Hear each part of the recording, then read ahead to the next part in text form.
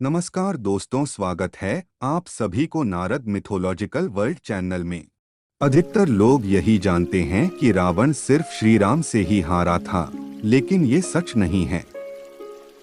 रावण श्री राम के अलावा शिवजी, राजा बलि, बाली और सहस्त्रबाहु से भी पराजित हो चुका था। यहाँ जानिए इन चारों से रावण कब और कैसे हारा था। एक बार रावण बाली से युद्ध करने के लिए पहुंच गया था। बाली उस समय पूजा कर रहा था। रावण बार बार बाली को ललकार रहा था, जिससे बाली की पूजा में बाधा उत्पन्न हो रही थी। जब रावण नहीं माना तो बाली ने उसे अपनी बाजू में दबाकर 4 समुद्रों की परिक्रमा की थी। बाली बहुत शक्तिशाली था और इतनी तेज गति से चलता था कि रोज सुबह सुबह ही 4 समुद्रों की परिक्रमा कर लेता था। इस प्रकार परिक्रमा करने के बाद सूर्य को अर्घ्य अर्पित करता था। जब तक बाली ने परिक्रमा की और सूर्य को अर्घ्य अर्पित किया, तब तक रावण को अपने बाजू में दबाकर ही रखा था। रावण ने बहुत प्रयास किया, लेकिन वह बाली की गिरफ्त से आजाद नहीं हो पाया। पूजा के बाद बाली ने रावण को छोड़ दिया था। राजा बलि के महल में रावण की हार। दैत्यराज बलि पाताल लोक के राजा थे। एक बार रावण राजा बलि से युद्ध करने के लिए पाताल लोक में उनके महल तक पहुंच गया था।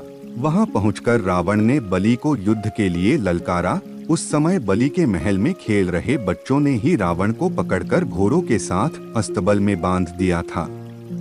इस प्रकार राजा बलि के महल में रावण की हार हुई। सहस्त्रबाहु अर्जुन से रावण की हार। सहस्त्रबाहु अर्जुन के 1000 हाथ थे और इसी वजह से उसका नाम सहस्त्रबाहु पड़ा था। जब रावण सहस्त्रबाहु से युद्ध करने पहुंचा तो सहस्त्रबाहु ने अपने 1000 हाथों से नर्मदा नदी के बहाव को रोक दिया था। सहस्त्रबाहु ने नर्मदा का पानी इकट्ठा किया और पानी छोड़ दिया, जिससे रावण पूरी सेना के साथ ही नर्मदा में बह गया था। इस पराजय के बाद एक बार फिर रावण सहस्त्रबाहु से युद्ध करने पहुंच गया था। तब सहस्त्रबाहु ने उसे बंदी बनाकर जेल में डाल दिया था। शिवजी से रावण की हार।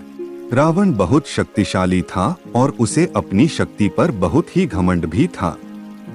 रावण इस घमंड के नशे में शिवजी को हराने के लिए कैलाश पर्वत पर पहुंच गया था।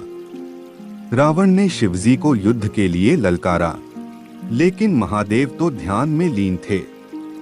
रावण कैलाश पर्वत को उठाने लगा।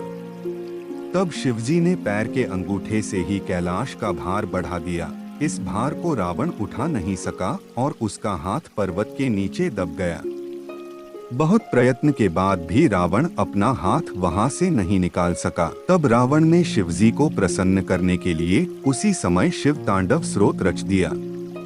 शिवजी इस स्रोत से बहुत प्रसन्न हो गए और उसने रावण को मुक्त कर दिया। मुक्त होने के पश्चात रावण ने शिवजी को अपना गुरु बना लिया। Thank you for watching videos. Please subscribe the my channel and press the bell icon for latest update.